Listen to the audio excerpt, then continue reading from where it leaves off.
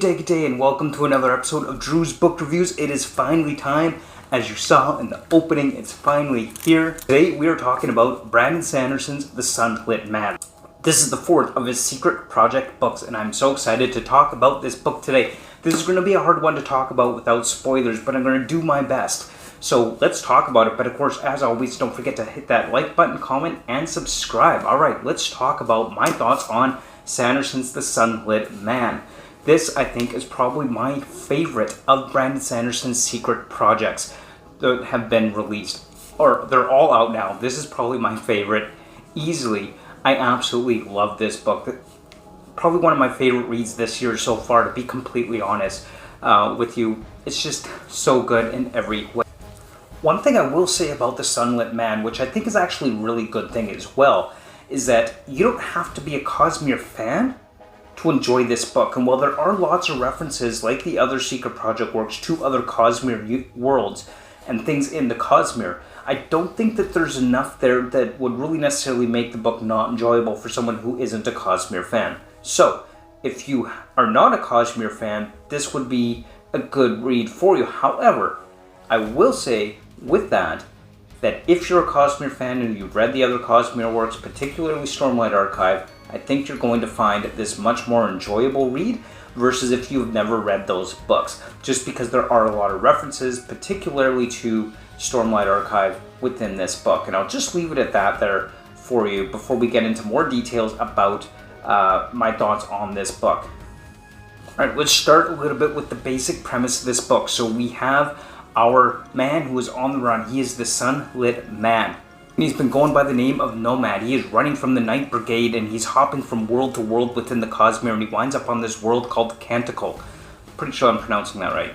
Canticle is this crazy world in which is literally burning and being reformed every single day as it orbits and rotates around its sun and spins from night to day. And the people on Canticle have to constantly stay ahead of the sun. The sun is deadly. It melts the world and reforms it new every single day. So this is a very dangerous world, and they're powered by these sun hearts, which is kind of get refueled by the energy of the sun. This is the investiture on this world.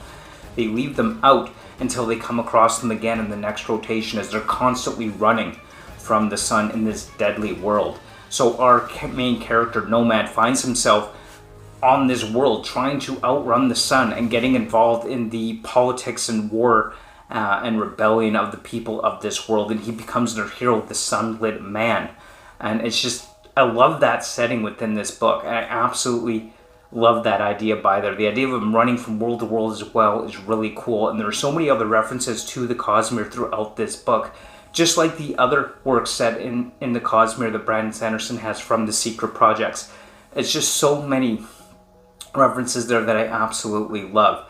And he drops little hints here and there. Now, the interesting thing about the Secret Projects as a whole is that Sanderson has really kind of made it, unlike some of his other works, he's dropped references to other Cosmere worlds within the Cosmere, but he's done it in a much more obvious and open way than he has in other books, which for me as a reader was a lot of fun. I really enjoyed that aspect of it. It was entertainment, it was fun. I like that with this. This book is definitely a more simplified reading. It's not like the massive world building, which we've come to expect from other Sanderson works, and I think that's a pretty common element throughout all of the Secret Works projects, is that the world building within each of the 4 Secret Projects isn't nearly as extensive as it is in other works, such as the Stormlight Archive or the Mistborn series.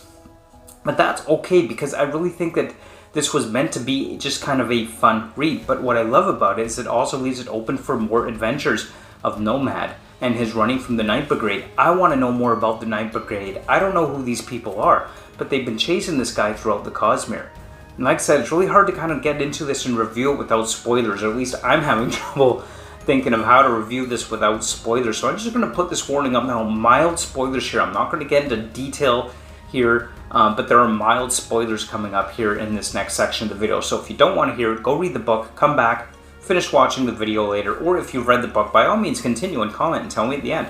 Anyway, as we go through the book, some of the fun aspect of it is there are hints dropped to other things. There are references to Nomad being a knight. He's bonded to his spren, all of which we could see throughout the whole general Cosmere, but specifically a lot of the references that he mentions within this book, such as plants that don't, curl up in their shells and hide underground, references to being bonded to a spren, but references to knighthood, things like that, references to God being dead.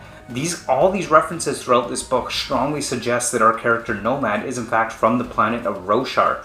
We also see within this book series as well, or within this particular book, reference to Scadrial and the Scadrians. So this is set something like 10,000 years in the future from a lot of the other Cosmere books. So we already know that it's already set in the 4th era of Mistborn, Era 4, which is a planned book series by Sanderson. There's supposed to be 4 eras.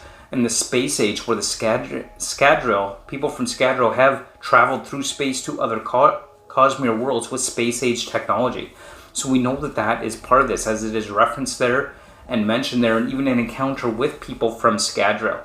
I love that. That was so cool for me. I really like seeing that, because this is the first book in the Cosmere that inherently has this kind of connection, this kind of encounter with people from other worlds within the Cosmere. Now, there are world travelers, of course. So, of course, there's Hoyd and a few others that are all world travelers, world hoppers as we call them, throughout the Cosmere that encounter people on different worlds. But this is the first book that's actually had a group of people travel to another Cosmere world, not through any kind of means of world hopping or other kind of investiture or magical usage, but rather actually traveling through space. So this is the first time we've seen that in any Brandon Sanderson work. And that was just really cool for me. One of the things that I really liked about this, we eventually find out what Nomad's real name is. Now, just to avoid spoilers, I'm not going to tell you what that is, but I will tell you that if you're a Cosmere fan and you have read these books, you are going to recognize that name.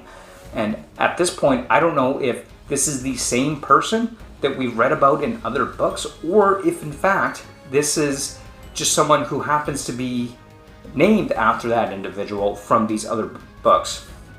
Now we know that he kind of comes from Roshar, so again, like I said, kind of a bit of spoiler, come from Roshar. I'm not going to spoil the plot or anything or what plays out, but we know that our main character, Nomad, does appear to be from Roshar. So I'll just leave it at that, but I don't know at this point if it is the same character or simply someone who has been named after a previous ancestral character from Stormlight Archive. We'll just leave it there. Anyway, those are some of my thoughts. Like I said, this is probably one of my favorite books within the whole Secret Works projects, and I absolutely love it. And I would love to hear what you think of this, if you've read this book. And, let me know in the comments down below, and I'd be happy to have that conversation with you. And also, don't forget to like, comment, and subscribe, as I'd love to hear from you and hear about your thoughts on this book. Anyway, thank you so much for watching. I hope you enjoyed this video, and as always, until next time, keep on reading. Bye!